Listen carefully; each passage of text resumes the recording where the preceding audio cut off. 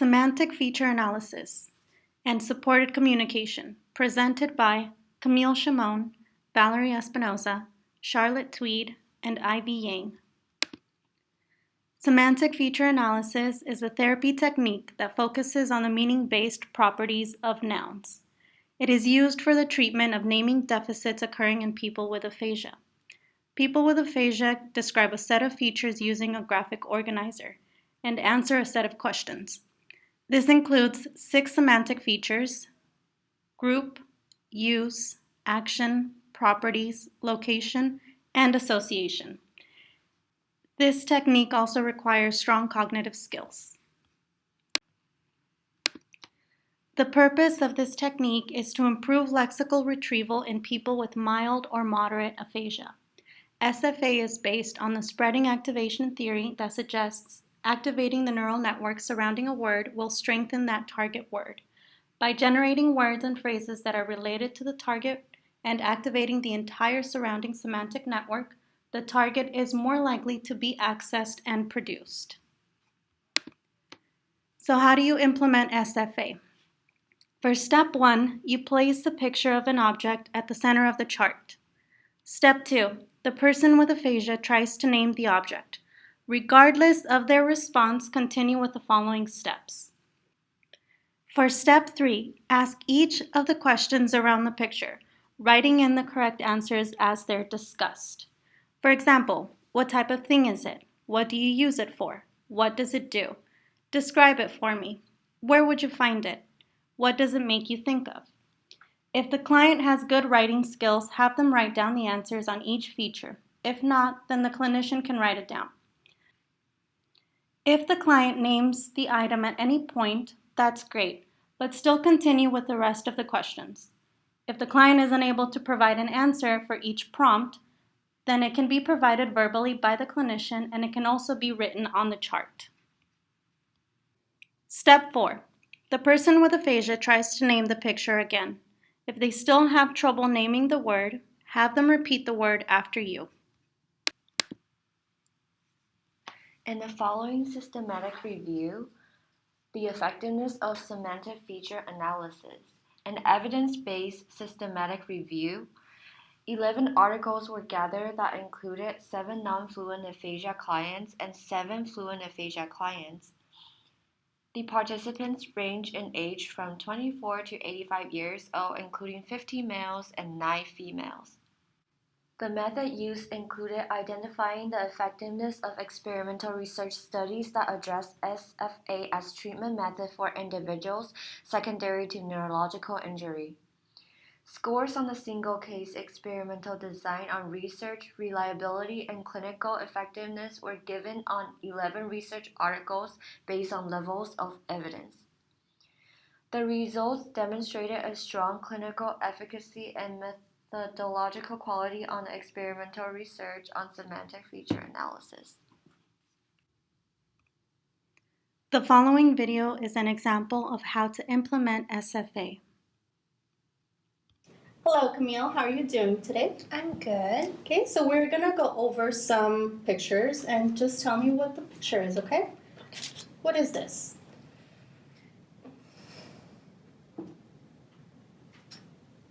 Okay. Okay, so we're gonna use this chart so it can help with you trying to get to the word. Can you tell me what group this is in? Fruit. That's great, it is a fruit. How would you use it? You can use it to eat. That's right. This might be a little harder, but can you tell me what it does? It can give me energy. That's a great answer. Okay, can you describe it for me? It looks red. It's round. And it's shiny. Great. You would find this where? Sometimes it's at my house. And a tree. Can you think of any other places you might find it?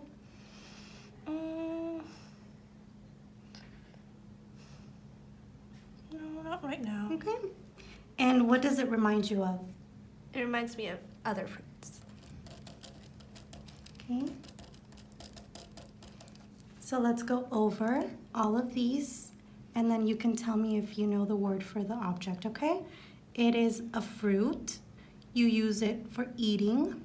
It gives you energy. It's red, round, shiny. You find it sometimes at your house or in a tree, and it reminds you of other fruits. Can you tell me what it is? An apple. Awesome, you got it.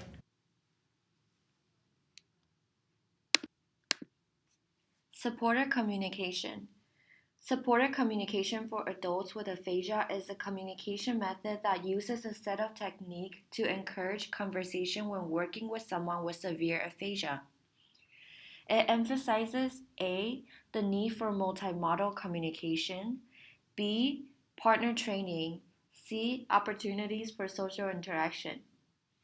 There are three underlying principles. A. Functional communication can be facilitated by training communication partners. B. Communication is a dynamic process. Tools and service must reflect this process. C. Communication includes social interaction and the exchange of information and ideas. Opportunities for social interaction are emphasized. The purpose of SCA is designed to help people who know more than they can say express their opinions and feelings in a way that makes them feel valued and heard.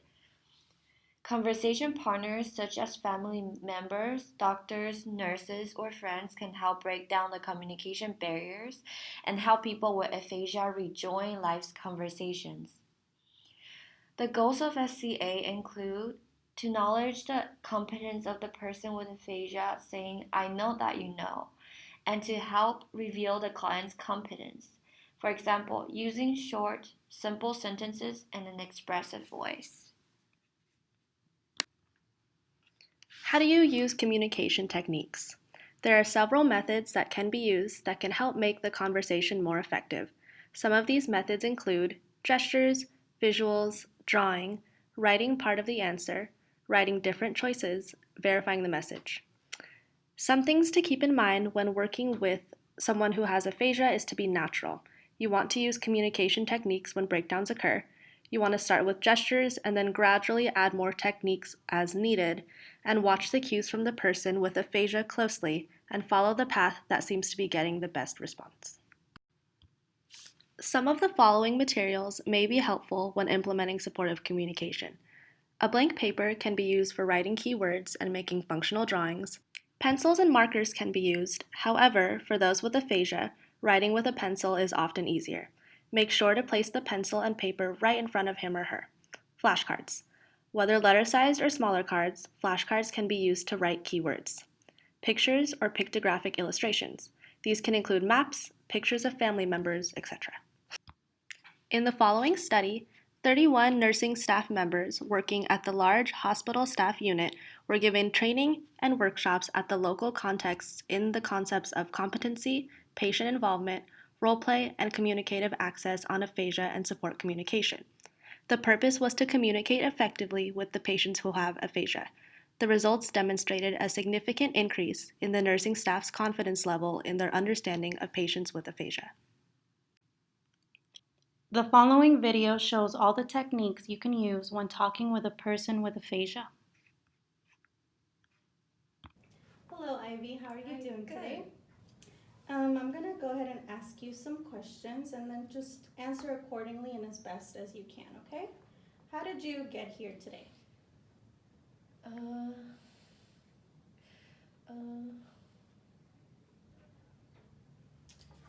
Does this help you out?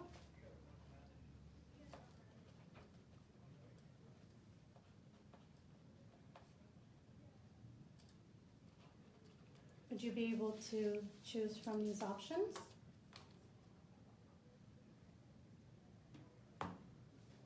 Okay, so you took the bus today. Okay, great. And can you tell me where you live?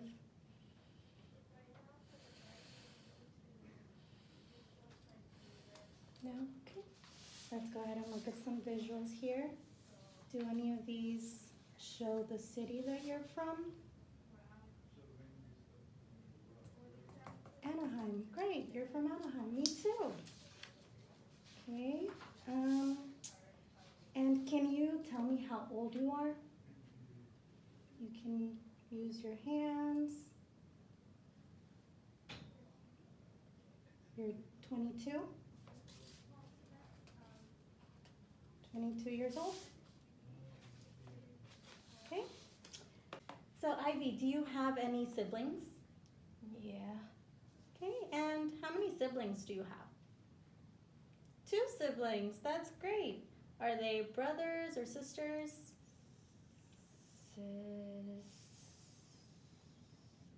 Okay, does this kind of help you out?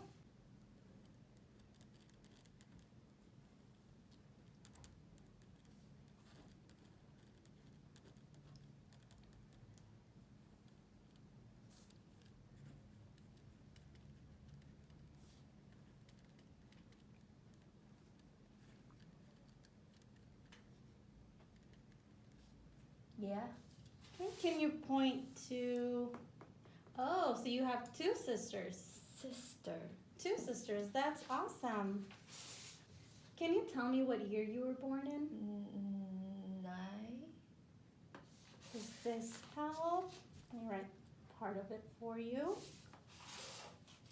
Can you finish that up for me?